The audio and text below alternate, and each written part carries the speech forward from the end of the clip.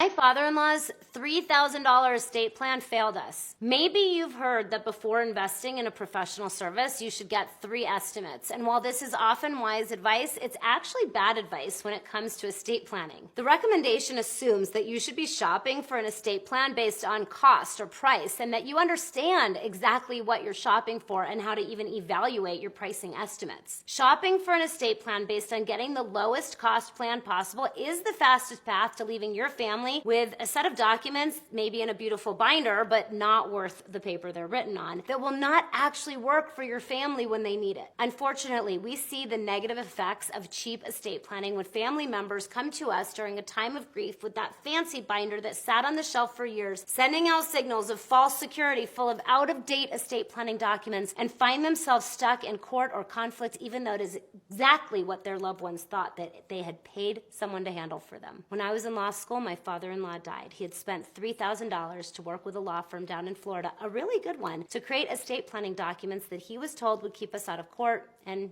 out of conflict with his ex-wife when he died or if he became incapacitated. He got a nice thick set of documents, a fancy binder, and peace of mind. But it was false. He put that binder on his shelf. He never looked at it again and never heard from his lawyer again after that. He died thinking it was all handled. So you can imagine our surprise when after his death, we were stuck dealing with the probate court and his ex-wife, the exact things that my father-in-law had spent good money to protect us from having to deal with. See, it turns out that fancy set of documents had never been updated, so they were out of date. His assets were not even titled in the name of his estate plan, and there was no inventory of his assets, so we didn't even know what he had. I thought for sure, this must be malpractice, right? But after going to work at one of the best law firms in the country and then surveying hundreds of other lawyers just to confirm, I found out it wasn't malpractice at all.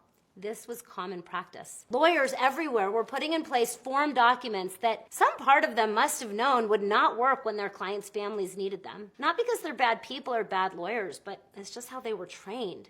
How I was trained. Form documents, no updating of the documents or regular communication with the clients once the plan was done. No inventory of the assets to ensure that all assets could be found after the death or incapacity of a loved one. Not ensuring that assets were titled properly to make sure the plan even worked. On top of that, I later discovered that the plans that lawyers were putting in place for families with minor kids at home had huge holes that left the kids at risk of being taken out of the home, even into the care of protective custody strangers, while the will and named guardians were located. Again, this is happening at even the best law firm in the country, which I worked at for 3 years after law school. So when I left to start my own law firm, I made a commitment to create something truly meaningful for my clients. Plans that would actually work when their families needed it and provide not only true peace of mind, but a process and systems that would support my clients to not just plan for death, but to become better parents, better business owners, and better citizens of their community during life as part of the process. Now,